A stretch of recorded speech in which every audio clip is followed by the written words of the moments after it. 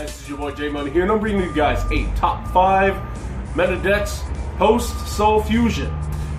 It's been a good while since I made a video, and reason being, well, one, not only did I, start getting back into gaming again because I got much better internet now, but I've also been going on a lot more dates. I've gone on like 7 dates in the past 2 weeks, and that's pretty insane for me. For me, that's like really, really insane. For anyone else, it's probably like really average. That's like a date every other day, essentially.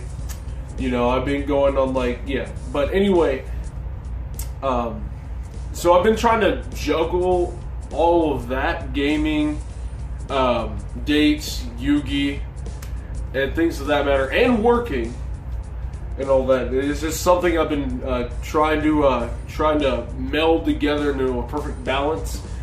Seeing as how most of the dates I go on are during the weekends, Friday, Saturday, Sunday, which means locals kinda is out of the picture when I'm going on a date.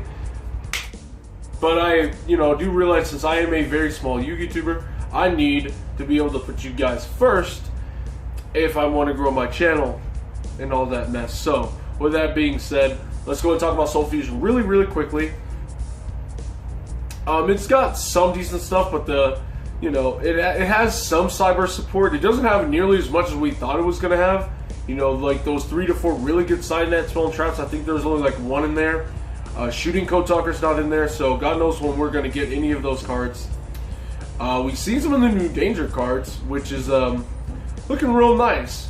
So I'm honestly looking more towards Phantom Knight Burning Abyss with Dangers because of that Phantom Knight Link monster and how good it is, and all the Dangers being dark.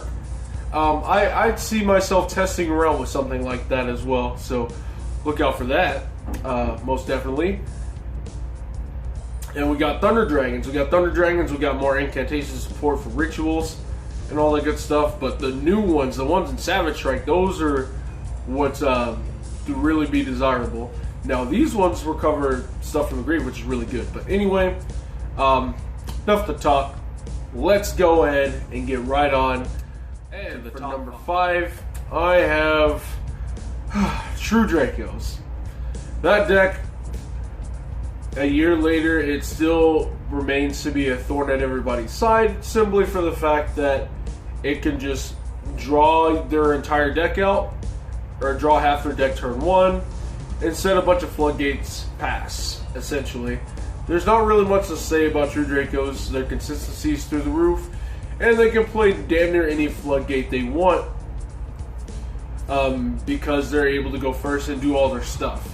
So even if a card like Anti-Spell was a big deal, it doesn't really matter if they really went off turn 1.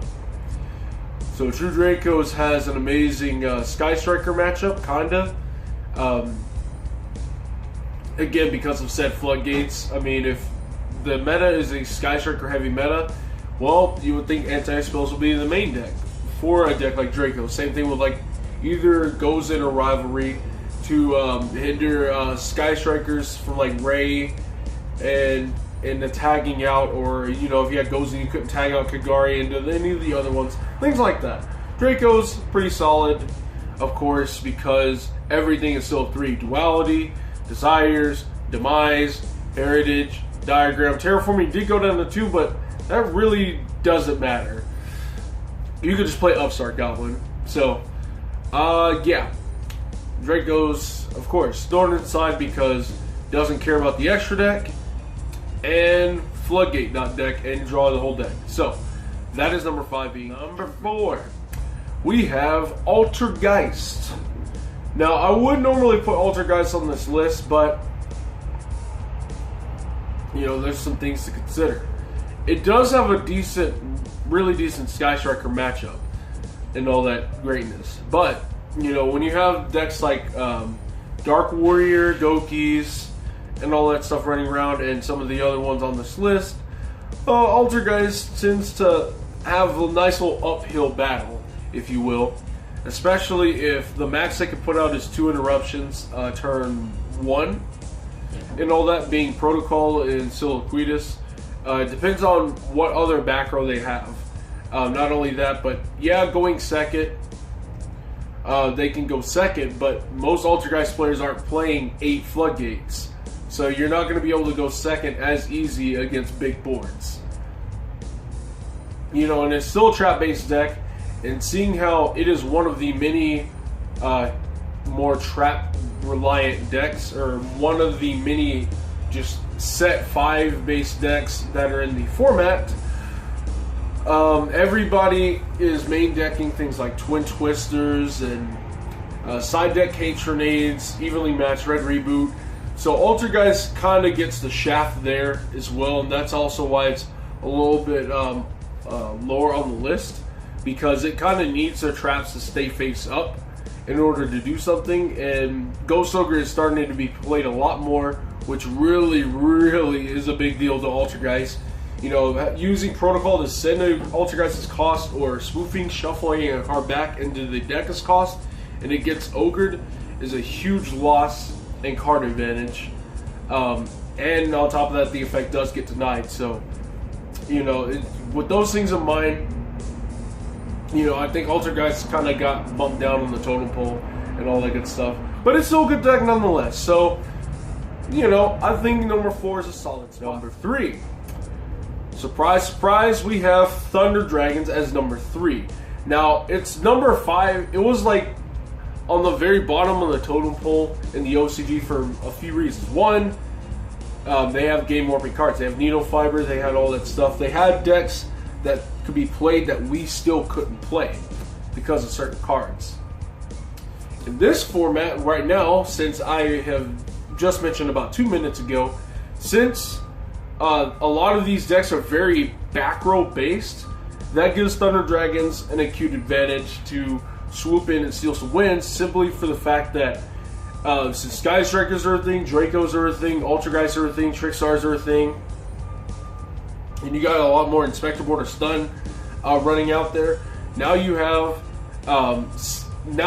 you know, Thunder Dragons are more inclined to main deck cards like Denko Sekka because it is a Thunder. You know, people often forget that. You know, some people think it's a Warrior, weirdly enough, but it is in fact a Thunder. So main decking Denko Sekka is, you know, it gives you a nice advantage against a lot of those decks, because a lot of people tend to try to wait for their opponent to commit to the field before they flip over Floodgates. So if they don't know you're playing Thunder Dragons and you drop a Denko, then they can't flip over those Floodgates.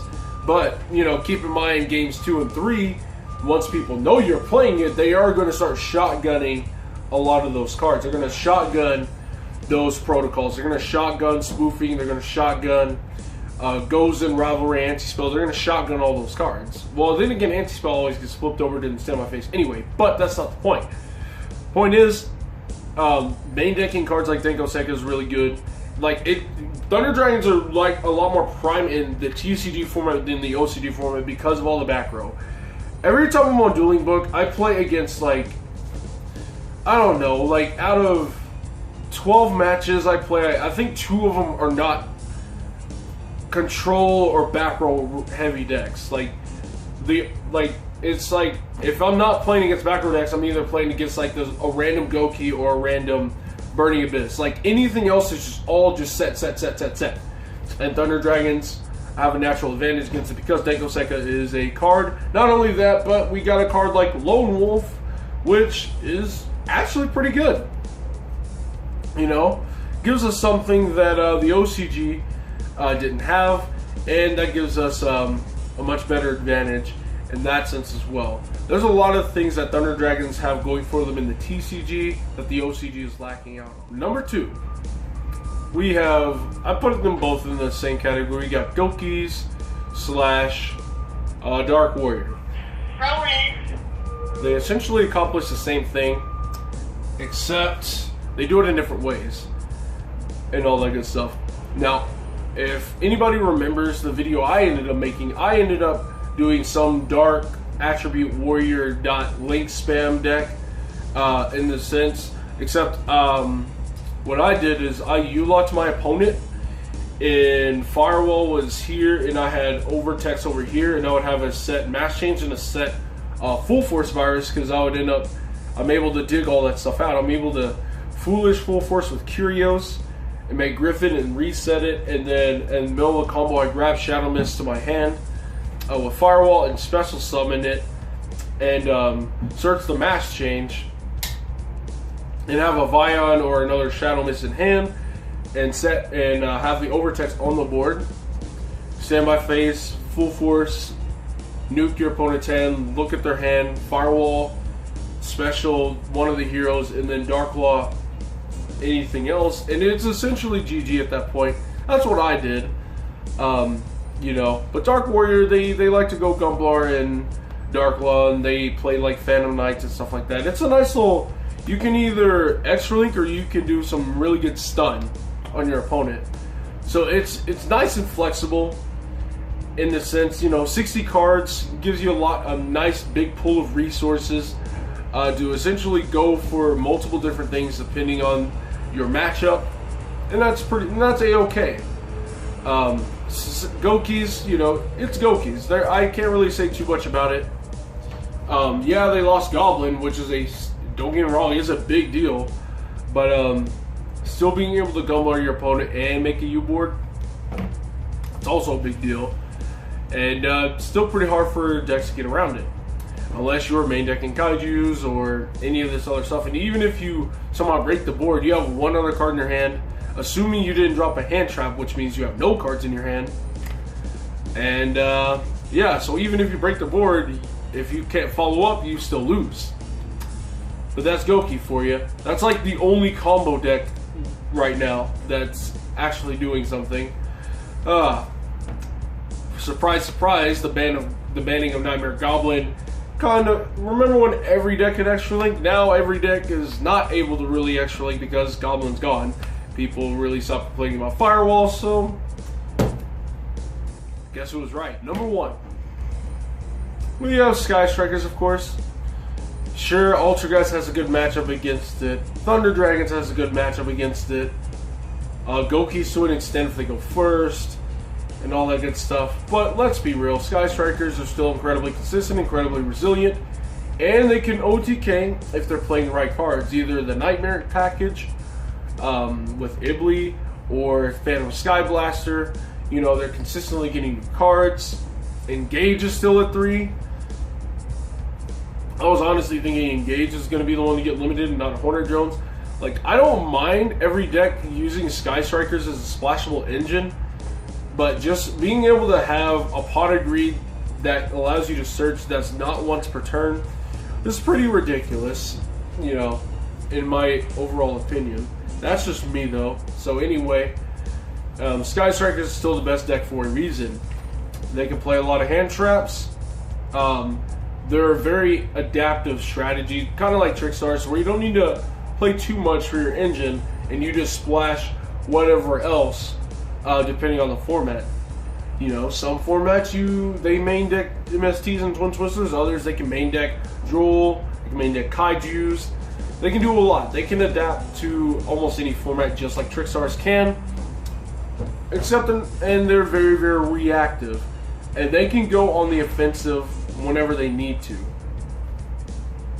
And that is, there's not too much to say about Sky Strikers. We know why the deck is good.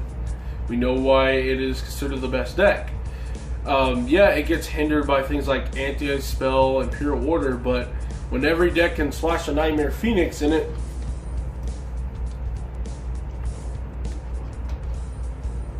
well, you tell me. So that's my top 5 list there. I know I didn't go into too much depth on these decks. I mean, a lot of these decks don't need that much explaining, except Thunder Dragons because it's kind of new. Is there any decks that I might have missed that you guys may think might be in the top 5 spot? Yeah, I wanted to include Burning Abyss, but we don't know what build is the best now because that Phantom Knight Link monster is really good. All it takes is just 3 dark monsters. All the dangers are dark, the Burning Abyss monsters are dark, and the Phantom Knights are dark. And all that stuff. I really want to test out Phantom Knight BA Dangers because of that Link monster and how good it really is. So, let me know down in the comments below if there's any other deck that I may have missed. Maybe it's like, oh, a certain version of Thunder Dragons, whether it be dinosaurs or whatnot, let me know. So, it's been a while, and I do apologize. I got more videos coming on the way. I'm still trying to debate if I want to even buy a case of Soul Fusion, because I really don't care about Thunder Dragons all that much, but it seems like a good deck to have, in a sense. I just hope that it's not too good to the point to where they hit generic cards like Gold Sarcophagus and stuff like that for Balancer Lords and Cosmos and stuff like that, you know, because they could really use cards like that. But anyway, that's enough of that, and that's enough to talk. Thank you guys very much for watching. This is J Money, and I am signing out.